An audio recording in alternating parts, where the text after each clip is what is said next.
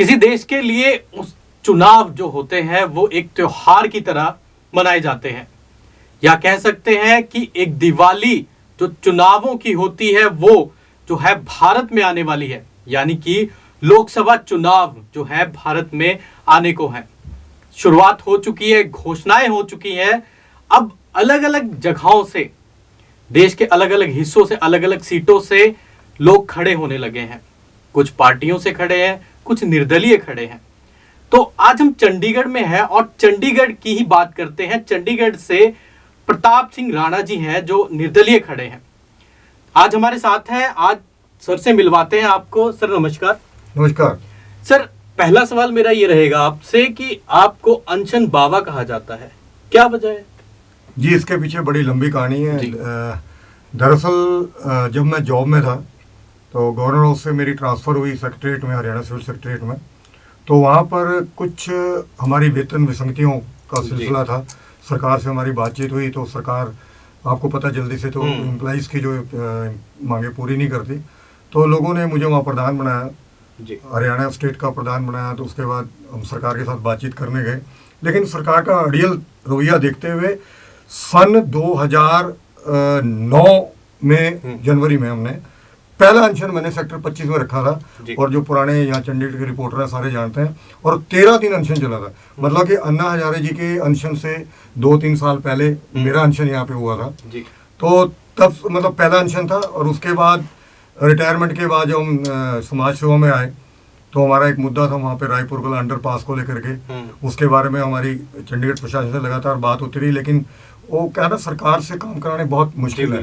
तो हमने हमेशा गांधीवादी तरीके के साथ जो है ना अपना जितना भी आंदोलन हमने किए हैं वो पूरा गांधीवादी तरीके से किए हैं। तो उसके बाद जो हमारी जो सोशल लाइफ में, जो रिटायरमेंट के बाद सन 2018 अक्टूबर में मेरा पहला अनशन हुआ था रायपुर कला में। और वो 4 दिन अनशन चला। तो तत्कालीन जो एसडीएम थे यहाँ पे, mister Arjun Sharma, under training IAS थे यहाँ पे वो। तो वो आए, बड़े अच्छे इंसान थे। उन्होंने कहा जी आप क्यों अनशन कर रहे हो और हम आपका काम जल्दी करवा देंगे। तो हमने कहा जी आप करवा दीजिए, हम अनशन रखने का हमें कोई शौक नहीं है। तो कहते हैं आप अनशन त्याग कर दीजिए। मैंने कहा आज यहाँ 10 लोग बैठे हुए मंच के ऊपर, 10 लोगों के सामने ये बात आप कह रहे हैं तो लोगों को नहीं पता लगेगा। आप कल आ जाइए, कल रविवार का दिन है तो हम स्थानीय लोगों को बुला लेंगे। तो अगले दिन वो आए तो 2,500-3 हज़ार लोगों के सामने उन्होंने कमिटमेंट की कि हम 3 महीने के अंदर इसका जितना भी टेक्निकल पेपर वर्क है इसको कंप्लीट करने के बाद यहाँ पे टेंडर करके काम शुरू करवा देंगे।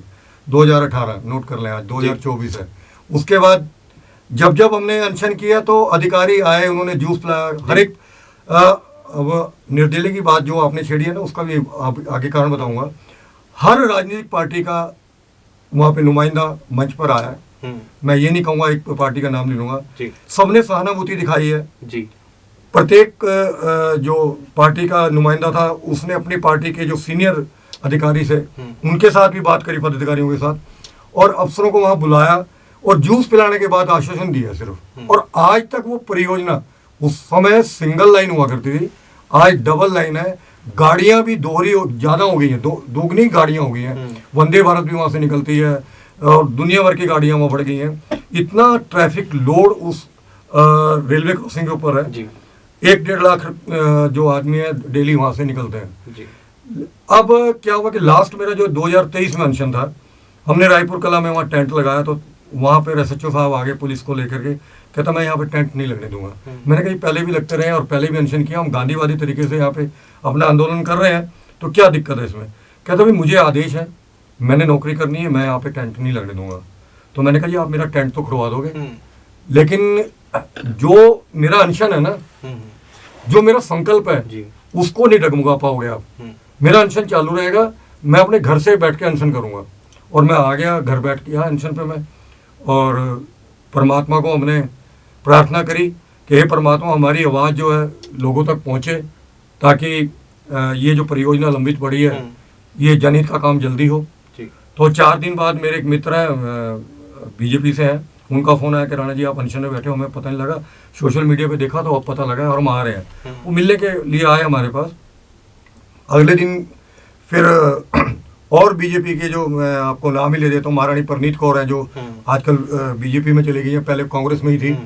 और उस टाइम इनका चल रहा था बीजेपी में जाने का, जी। तो इन्होंने अपने ओएसडी को भेजा और रेलवे के एक अधिकारी भी आए, बिल्कुल। उन्होंने हमें आश्वासन दिया कि 2 दिन में हम टेंडर करवा रहे हैं। हम्म। वहाँ सारे लोग थे वहाँ पे, बड़े खुश हुए, चलो 2 दिन में टेंडर हो जाएंगे। उन्होंने भी जूस पिलाया जी, वहाँ पे जूस पिलाने के बाद वही जो पहले होता हो गया। लेकिन एक मजे की बात देखिए, आपके 2 दिन के बाद टेंडर हो गए, उन्होंने अपनी कमिटमेंट पूरी कर दी। जी। फिर उन्होंने मुझे 10-15 दिन बाद कहा कि जी आप अपना पार्टी ज्वाइन कर लें। तो मैंने उनसे निवेदन किया, बड़ा विनम्र निवेदन था मेरा, और सच्ची बात है, आपके माध्यम से कह रहा हूँ, वो लोग भी सुन लें। मैंने कहा एक बार वहाँ जेसीबी लग जाए, अभी 1 साल पड़ा है मेरे इलेक्शन में, बिल्कुल। तो आपके जूते सिर पे उठाकर प्रचार करूंगा आपका। ये जनहित का काम है, बहुत सालों से पेंडिंग पड़ा है, मेरा कोई निजी स्वार्थ नहीं है इसमें, मुझे राजनीति में मेरा आने का कोई कारण नहीं था। सिर्फ ये रेलवे अंडरपास के लिए जो हमने संघर्ष किया, आंदोलन किया, इसकी वजह से मेरी वाइफ वहाँ पर एमसी बन गई, आज वो एमसी है जीरकपुर में जी। तो लेकिन मेरा मोटिव कभी भी एमसी बनने का नहीं रहा, कभी राजनीति में आने का नहीं रहा। मेरा मोटिव था वो किसी तरह से वो जो इतनी बड़ी समस्या है वो दूर हो सके। तो चलो जी, वो 2-3 बार उन्होंने फ़ोन किए कि आप पार्टी ज्वाइन कर लो, आप मीटिंगें कराओ। मैंने कहा जी सॉरी, मैं जब तक यहाँ पे जेसीबी नहीं लगेगी और काम शुरू नहीं होंगे तब तक मैं पार्टी ज्वाइन नहीं करूँगा। तो टेंडर खुलने की जगह वो टेंडर कैंसिल हो गया। ये हमें जो 1 महीने का टेंडर का प्रोसेस होता है, उसके 15-20 दिन बाद पता लगा। मैं ओझा साहब से मिला तो इन्होंने भी 1 करोड़ रुपया वहाँ जमा कराना था रेलवे को, वो भी नहीं जमा कराया।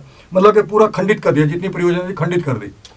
तो उसके बाद इन्होंने क्या एक बहाना लगाया कि हमारी एक साइड की लैंड एक्वायर है, एक साइड की एक्वायर नहीं है, और इसको एक्वायर करने में हमें 6 महीने लगेंगे। 6 महीने 6 फरवरी को पूरे हो गए। उसके बाद हमने जो बात करी प्रशासन से, वो कहने लगे भी हम अभी टेंडर करने के मूड में नहीं है। मैंने कहा कारण कि हमने भी नौकरी करनी है। तो मतलब समझ गया कि भी कहीं ना कहीं ये राजनीति की भेंट चढ़ा। तो हमारी एक कोर कमेटी बनी हुई है वहाँ पे, ज्वाइंट एक्शन कमेटी। तो बैठ के फैसला किया कि अब हम जनता में जाएंगे, चंडीगढ़ की जनता से हम बात करेंगे। भी देखिए, हम जनप्रतिनिधि अपना किस लिए चुनते हैं? इसलिए चुनते हैं कि हमारी जनता के जो काम है, जो परियोजनाएं हैं, उनको फलीभूत कर सकें। लेकिन जब ये अपने स्वार्थ सिद्धि के लिए उस परियोजना को जानबूझकर लंबित करते हैं, तो ये तो हमारा दुर्भाग्य, हम ऐसे प्रतिनिधि को क्यों चुनते हैं? अभी मैडम किरण खेर है, इनको हम कई बार मिले। एक बार तो हम मेरे ख्याल 6-7 साल अपने पार्षद थे, उनके साथ मिले हैं, उन्होंने भी चीफ साहब से बात करी। लेकिन कहने का मतलब ये है कि सिर्फ बातें हुई हैं, बातों के अलावा कुछ नहीं हुआ। तो 40 साल मैंने बताया, जैसे आपने शुरू में सवाल किया कि अनशन भवन नाम क्यों पड़ा, तो 5-6 बार तो मेरे बल्टाना में अनशन हुए हैं। उससे पहले सरकारी नौकरी में था, अपना ये फेडरेशन के लिए मेरे अनशन रहे हैं। तो 2009 से लेके आज तक का पीरियड है, मतलब कई अनशन हो चुके हैं। इसलिए लोग मुझे प्यार से अनशन बाबा बोलते हैं। उनको पता है कि जब ये अनशन में बैठते हैं तो ये एक तरह से हठ धर्म ही है। जब जिस काम को ठान लिया तो ठान लिया, इसलिए लोग प्यार से मुझे अनशन बाबा बोलते हैं। रिटायरमेंट की बात की आपने, एक कुछ लोग कहते हैं राजभवन से रोड तक की कहानी, क्या वजह रही? वो तो मैंने बताया आपको, बीच में जो आंदोलन हमारे चले हैं, अपना सरकारी आंदोलन चले हैं जो हमारे कर्मचारियों के थे, तो वहाँ पे हमारा बहुत अच्छा समय गुजरा। मैं अखिल भारतीय चालक परिसंघ का भी प्रधान रहा हूँ, और पूरा देश में घुमा और बहुत प्यार मिला लोगों का। और मैं जब रिटायर हुआ हूँ तो उसके 2 दिन बाद मैंने अपने पद से जो है ना सेवा मुक्त हुआ हूँ मैं, जो अखिल भारतीय उसका फेडरेशन का प्रधान था। और लोगों का अभी भी इतना प्यार है कि कहीं नागालैंड में, महाराष्ट्र में, बंगाल में कहीं भी मीटिंग होती है तो मुझे एज ए गेस्ट ऑनर बुलाते हैं मेरे को। तो बहुत कुछ सीखा हमने। लेकिन एक फेडरेशन चलाना और एक राजनीति करना दोनों अलग अलग चीज़ है। क्योंकि ये जो काम है ना, इसमें हम लोगों की ना एक्चुअली बात नहीं समझ पाते कि ये मेरे मुंह पे क्या कह रहा है और पीछे क्या है।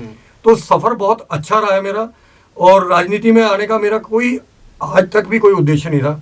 मैं पब्लिक में इसलिए आया हूँ, चंडीगढ़ के लोगों को पता लग सके कि ये जिन लोगों को हम चुन के भेजते हैं, एक्चुअली छोटे मोटे लोग नहीं है, करोड़ों अरबों लोग हैं जिनको हम चुन के सांसद बनाते हैं। लेकिन वो अपना चुनने के बाद उनका सिर्फ मोटिव होता है कि हमारे बिजनेस कैसे बढ़े, हम कैसे ग्रो करें। जिन्होंने चुन के भेजा है उनके बारे में उनका कोई मोटिव नहीं है। मैं जो आ रहा हूँ समाज में, मैं आज संकल्प कर रहा हूँ, मेरा 20 सूत्रीय संकल्प पत्र है, जनता तक पहुँच भी गया और पहुँच भी जाएगा। मेरे संकल्प पत्र में इतना मतलब जो चीज़ें लिखी हुई हैं वो बिल्कुल चंडीगढ़ से रिलेटेड है, और समस्याएं हैं जिन पर आज तक किसी ने ध्यान नहीं दिया। सर, एक सवाल मेरा और आता है, आपने बीच में एक बात कही थी कि कुछ पार्टियां हैं, फंडिंग की भी बात बीच में उठ के आई थी, तो ये सवाल उठता है कि दूसरे जो करोड़पति सांसद खड़े होंगे और एक तरफ आप हैं, तो कहाँ से बैलेंस कर पाएंगे? जी बिल्कुल, मैंने आपको बताया था कि देखिए, इस बार जो जनता के बीच में मैं जा रहा हूँ, लोगों को अपनी बात रख रहा हूँ, ये चुनाव जो सांसद का चुनाव है इस बार, ये चंडीगढ़ के लोगों का चुनाव है। इस बार किसी राजनीतिक पार्टी के लिए चुनाव नहीं लड़े, मतलब जो लोग जो वोट करेंगे ना, वो मतदाता अपने लिए वोट करेंगे।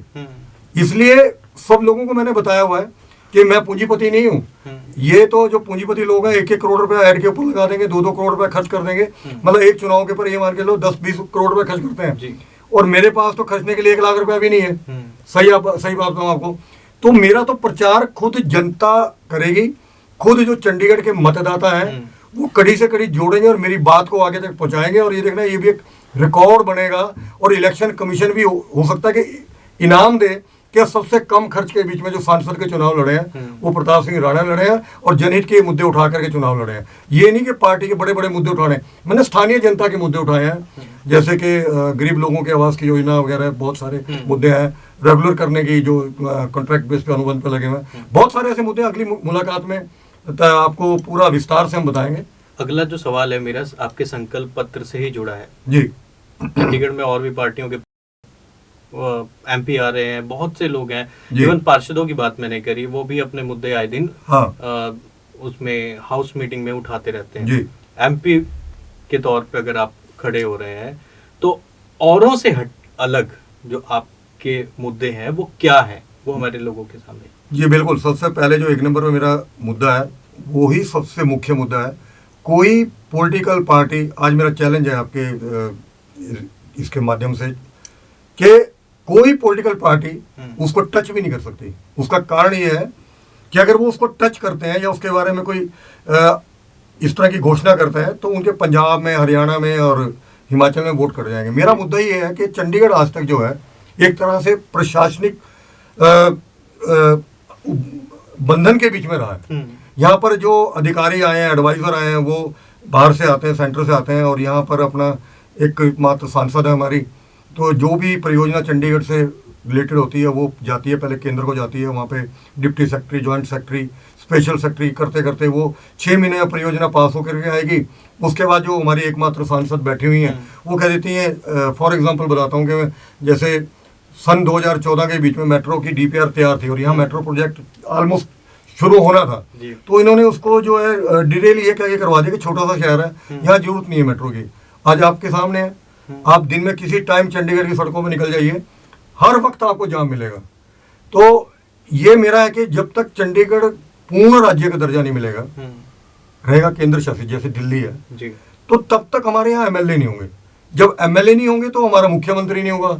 तो हमारा ये है कि पूर्ण विधायिका यहाँ पर स्थापित हो चंडीगढ़ के बीच में, हमारे अपने विधायक हों। और वो कैसे संभव है, वो पहले भी पत्रकारों ने मेरे से सवाल किया भी ये तो छोटा सा शहर है, यहाँ कैसे संभव है।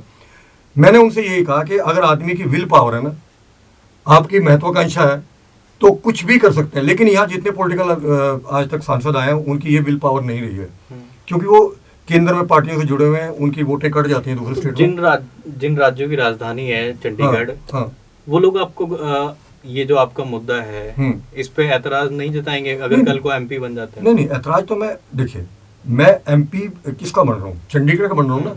आज तक किसी भी पॉलिटिकल पार्टी ने चंडीगढ़ के लोगों को तो नहीं पूछा कि भी आप लोग क्या चाहते हो। कभी पंजाब दावा कर देता है, कभी हरियाणा दावा कर देता है कि हमारा इतना % हिस्सा है, हमारा इतना %। वो कहता है हमारी राजधानी। क्या चंडीगढ़ के लोग बंधुआ है क्या? चंडीगढ़ के लोगों की समस्याओं के बारे में किसी ने जाना है क्या आज तक? जब हमारा पूर्ण राज्य, इसके लिए क्या है कि हम रेफरेंडम लेके आएंगे पूरा, ऐसा नहीं कोई जबरदस्ती हम सीधा ऑर्डर करवाएंगे, ना कोई कानून है ऐसा, कोई कानून नहीं है ऐसा। जनमत संग्रह होगा, जितना भी 50 किलोमीटर का एरिया है, जीरकपुर हो गया, आपका मोहाली हो गया, बद्दी हो गया, बद्दी इंडस्ट्रियल एरिया है, उन लोगों में वहाँ कमेटियाँ सारी बनी हुई है, म्यूनिसिपल कॉर्पोरेशन है जैसे मोहाली में, कई म्यूनिसिपल काउंसिल्स हैं, वहाँ जनमत संग्रह कराया जाएगा, बकायदा वोटिंग करवाई जाएगी। आप लोग चंडीगढ़ में शामिल होना चाहते हैं क्या, नहीं चाहते? अगर जनमत संग्रह में हमारी मतलब 60% मेजोरिटी भी आ जाती है, वो शामिल होना चाहते हैं, तो वो एक बिल के रूप में संसद में पेश किया जाएगा, और जब वो वहाँ से पारित होकर आएगा तो इसको चंडीगढ़ को राज्य बनने से कोई नहीं रोक सकता। तो ये टेक्निकल पॉइंट है, लेकिन पता सबको है लेकिन इसको छेड़ेगा नहीं कोई। अब भी आपके पास बहुत सारे जो आएंगे अलग अलग पार्टियों के, उनसे आप मेरा सवाल कीजिए, वो इधर उधर की बात कर देंगे, नहीं नहीं नहीं ये तो संभव नहीं है, ये हो नहीं सकता, यहाँ पे ये हो जाएगा। जैसे आपने सवाल किया कि वो लोग नाराज तो नहीं होंगे, भाई क्यों होंगे नाराज? आप देखिए पहले उत्तर प्रदेश कितना बड़ा था, उत्तर प्रदेश के जब टुकड़े हुए, उत्तराखंड बना और राज्यों में उनकी जो सीमाएं, आज उत्तर प्रदेश कहाँ है?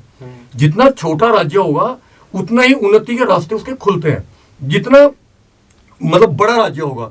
अब पंजाब के बीच में 13 सीट है, अगर एक एमपी की सीट इधर भी जुड़ जाती है तो क्या फर्क पड़ता है उनको? ठीक है ना। एक अपना हरियाणा है, हरियाणा का भी एक एमपी की सीट इधर आ जाती है, तो एमपी की 3 सीट आ गई, तो बाकी विधायक कितने हो गए हमारे? तो जनसंख्या के हिसाब से विधायक भी होंगे, तो हमारी विधायिका बनने में कोई टेक्निकल प्रॉब्लम नहीं है, लेकिन एक बंदे की विल पावर होनी चाहिए। एक चीज सर और है कि आप छोटे राज्य की बात करते हैं, जितना छोटा परिवार उतना अच्छा सुखी आधार विकास, उतना सुखी परिवार। चंडीगढ़ पहले से ही छोटा है। नहीं, पर राज्य नहीं है, यहाँ तो अधिकारियों की चलती है। यहाँ अभी आप देखिए पीछे जो हमारे मेयर बने अभी कुलदीप नीटा जी, अब इन्होंने क्या किया कि यहाँ पे ऊपर सांसद बैठी हुई है, किसकी बैठी हुई है? वो बीजेपी की, और वो आम आदमी पार्टी की इस टाइम कार्यकारिणी है, नगर जो नगर परिषद बना हुआ है, कॉरपोरेशन जो है। और उन्होंने एक यहाँ पे प्रस्ताव पारित किया कि 20,000 लीटर ही था, कितना था? आई थिंक 20,000 लीटर ही था। 20,000 लीटर हम जितने चंडीगढ़ के लोग हैं उनको फ्री पानी उपलब्ध कराएंगे। तो ऊपर जब वो गया तो जो गवर्नर साहब हैं, जो यहाँ के प्रशासक हैं, उन्होंने उसको मजाक में लिया, ऐसे कैसे कर दोगे, कहाँ से पूरा करोगे पैसा? भैया जो चुने हुए प्रतिनिधि है उन्होंने देखना है, ये आप इलेक्टेड नहीं हो, आपको ऊपर से थोपा गया है। तो जब हमारा राज्य बन जाएगा, हमारा मुख्यमंत्री होगा, तो ये ऐसे लोग हमारे कामों को रोक नहीं पाएंगे। ये कारण है मेरा। और भी मुद्दे बताना। हाँ, दूसरा एक मुख्य मुद्दा मेरा है कि चंडीगढ़ को टोटल जो है हम सिग्नल फ्री कराएंगे जी। सिग्नल फ्री, लोग कहते हैं भी ये कोई जादू छड़ी आपके पास, कैसे सिग्नल फ्री कराओगे, क्या पॉसिबल है? कैसे? मैंने कहा बिल्कुल पॉसिबल है। जब चंडीगढ़ का निर्माण हुआ था और ली कार्बूजे ने एक मॉडल सेट किया था यहाँ पे सेक्टर 15 में, एक अंडरपास वहाँ पे बना के छोड़ दिया था कि आज से 60-70 साल के बाद जब भी यहाँ पर जनसंख्या बढ़ेगी और ट्रैफिक लोड ज़्यादा होगा तो इसको आप इम्प्लीमेंट कर सकते हो। यहाँ लाखों रुपया तनख्वाह लेते हैं, इंजीनियर्स बैठे हैं, आर्किटेक्ट बैठे हुए हैं, क्या उन्होंने उसको देखा नहीं है? पता नहीं है उनको। आज 7 सेक्टर से 19 सेक्टर में जाना हो या 19 सेक्टर से 7 सेक्टर में जाना हो तो उसको राउंड अबाउट पे घूम के आना पड़ता है। अगर वहाँ पे पहले तो रास्ते थे बीच में, लेकिन ट्रैफिक लोड बढ़ने से उन्होंने बंद कर दिए। अगर वहाँ से छोटे छोटे अंडरपास बना दिए जाए तो जिसने लोकल सेक्टर में जाना है तो वो ट्रैफिक लोड खत्म हो गया ना चौक का।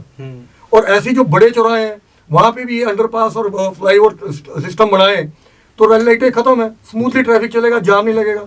सिंपल फंडा है जी।